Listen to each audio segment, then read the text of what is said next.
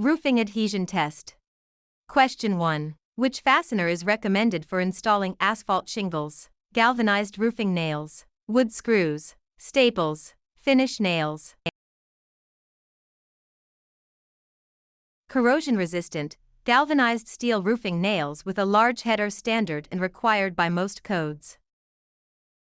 Question 2. Which material is highly recommended for valley flashing? Metal, example galvanized steel or copper. Plastic, wood, rubber.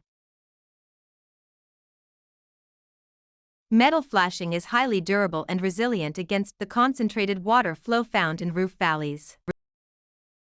Question 3. When installing a drip edge on the rake, how should it be placed? Over the underlayment, under the underlayment, over the shingles, under the fascia.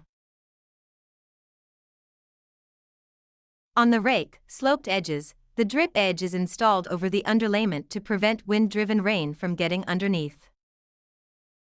Question 4. How many nails are typically required per standard 3-tab shingle in normal conditions? 4 nails, 2 nails, 6 nails, 8 nails.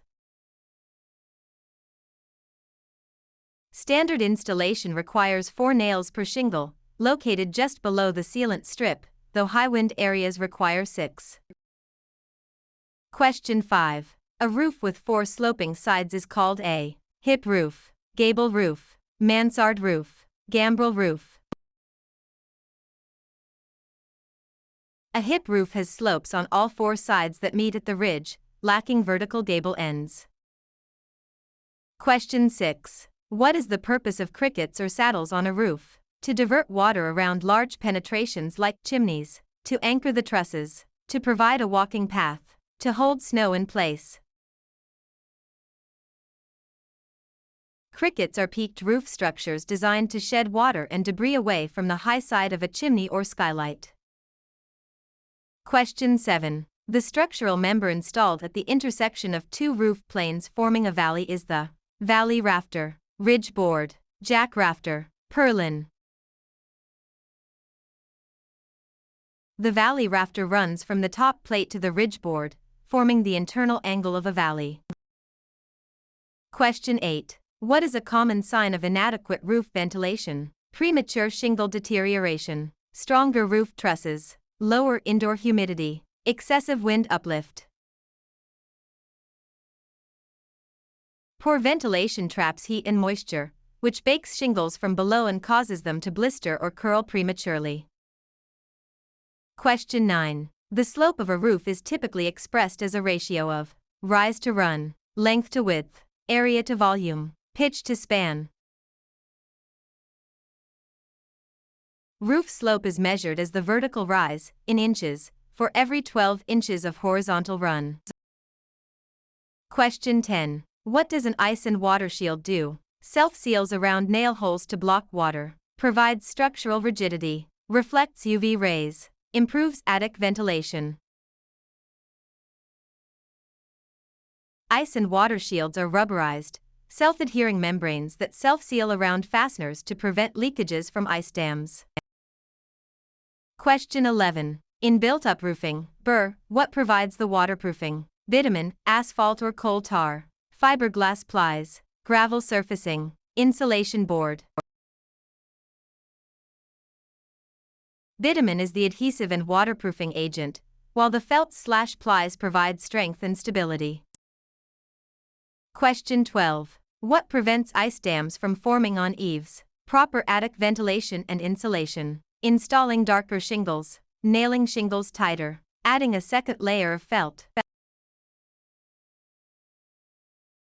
Proper insulation stops heat from escaping, and ventilation keeps the roof deck cool, preventing snow melt/freeze cycles. Question 13. What is the minimum slope required for standard asphalt shingles? 212, 112, 412, 0.5:12. Asphalt shingles generally require a minimum slope of 212. Slopes between 212 and 412 require special underlayment procedures. Question 14. What is the primary function of roof flashing? To prevent water infiltration at joints, to add structural support, To improve ventilation. To enhance aesthetics. Flashing directs water away from vulnerable areas like valleys, chimneys, and wall intersections. Question 15. What is a square in roofing terminology? 100 square feet, 10 square feet, 1 square foot, 1,000 square feet. A roofing square is an area measuring 10 feet by 10 feet, which equals exactly 100 square feet.